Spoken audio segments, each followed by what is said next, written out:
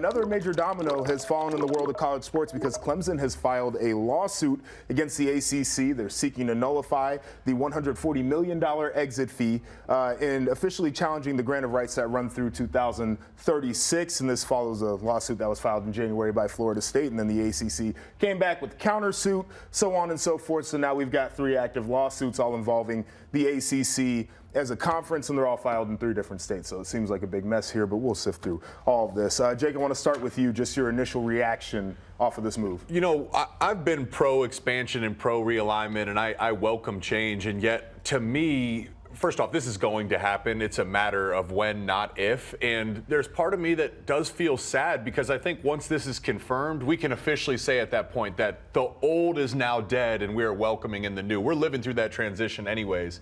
And yet, as you dig into some of these numbers, you know, if you're Clemson, if you're Florida State, you have to wonder if you're getting a fair piece of the pie.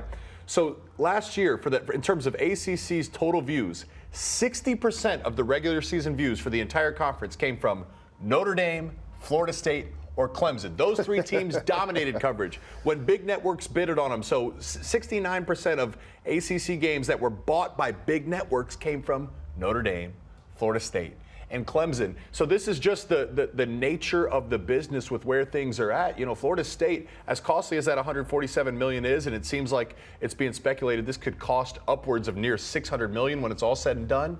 Think about the business that's on the other side for them to be willing to take on that challenge. I've been wondering if Florida State and Clemson waited too long, because it felt like all of the inertia has already moved everything else around. But, and I'd love to know what you guys think about this, considering that you guys are in it. It feels like we're headed towards there's going to be 2 conferences. Yeah. Oh, yeah. There's going to be Super Big Ten and Super SEC. Yeah, we talked about this on Red Corner, Blue Corner, just the idea of the direction of the sport. And I think that we can both agree that it's headed toward a 2-conference setup. You were mentioning the numbers just within the ACC about viewership. You can look at college football as a whole, and I think, what is it, like 16 programs get 60% of the views or whatever it is. Like, it's not even close when it comes to the big brands, and I think that we're getting further and further away from trying to act like everybody's competing for the same championship, trying to act like all of the resources are the same for everybody, and quite frankly, the big financial driver, which is television, operates similarly for all the schools, even within a specific conference. So I could certainly see that there. And you were mentioning, Jake, the cost of what it could be for Florida State and Clemson. I think what's unique about what Clemson is doing here is they are directly challenging the idea of the exit fee. And one of the things that they put into this lawsuit that I would love to see the courts respond to is that the exit fee for Notre Dame to leave the ACC and the sports of which they are a member of that conference is the same for all other members. But Notre Dame does not play football in the ACC. All these other schools do, and I think the idea that they're trying to get out there is if this exit fee is supposed to be for punitive or financial damages that happen when you leave the conference, well, why is it the same when Notre Dame says that they want to leave for softball as Clemson or Florida State saying they want to leave for football, which we know is one of the big financial drivers here? I think there are a lot of layers that we dig into here, but Florida State obviously was out in the forefront. I think Clemson was doing a little bit more of their due diligence in the background, and now here we are in a place where I realistically think that the ACC is going to look different in the next couple years. Well, the ACC itself has had a really bad year.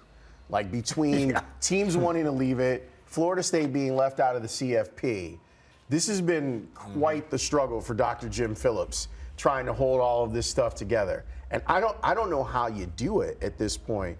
It just feels very, very much so like that conference is just going to collapse. And then you got to wonder, because there's layers to this. There's the move, and then there's the ripple effect. There's the next move. You know, we talk about auto bids. How does that affect the future? Sure.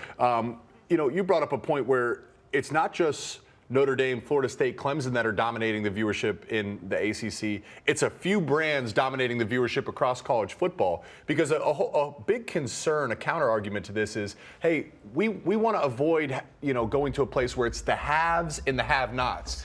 And I would say we've been there, right? It has been there always, and now the amount of financial compensation that's pouring into the sport those that are pulling, a heavier load by bringing in the viewership, they're saying, wait a second, guys, I want a bigger piece of the pie. I can't argue with them and say that's wrong. I would be doing the same if I was these schools. And it's a really intriguing thing to think about, because I think that there are some schools that feel protected right now, largely off of the history of just being associated with other brands within conferences, that would hate for this structure to change. But I also understand that when you're some of the top brands, your USC, your Ohio State, Michigan, your Georgia, Alabama, you're like, well, we're in it for ourselves, and we got to make sure that we can stay alive in this current iteration. The number that I sent in the group chat with you, Jake, the other day, it says 50% of total views come from only 18 schools for college football there. And so I think that's it's indicative of where everything's headed. So. Well, now that how things are changing, if you're Georgia, if you're Alabama, if you're LSU, you're over here looking at Vanderbilt like, yep. So what are you doing here? Because all that stuff doesn't seem to matter anymore. The idea of raising the academic level of a conference doesn't seem to matter as much anymore. So some of these teams that have been, let's call it coasting, because of the conference that they're in trouble too. Well, what they're going to hate is the day where we get to collegiate athletics, or at least football, is not even tied to your status as a student, right? And I don't think that it would be too far-fetched to say that some people have already gotten to a point where they say we're going to field sports teams that operate under a licensing agreement with the university to use their marks and their brand and to use their facilities on a lease basis or whatever the case is. But the idea that we're going to expect these cats to go to class is like, I mean, we don't care. We just want to see ball. I don't want to accept that. I don't either. I don't personally. But yet, when we talk to different lawyers and those in the know, they think that this is a serious possibility. It'll no longer be student athlete. It'll no longer be about the college experience. It literally will be professionalism and big business. Yeah, I think it's going to be tough though, because when you're talking about professional sports, now you're talking about competing with the NFL, and we know that's something that doesn't really work out. I think there is a tie to college sports that gets people excited about cheering and about tuning in. So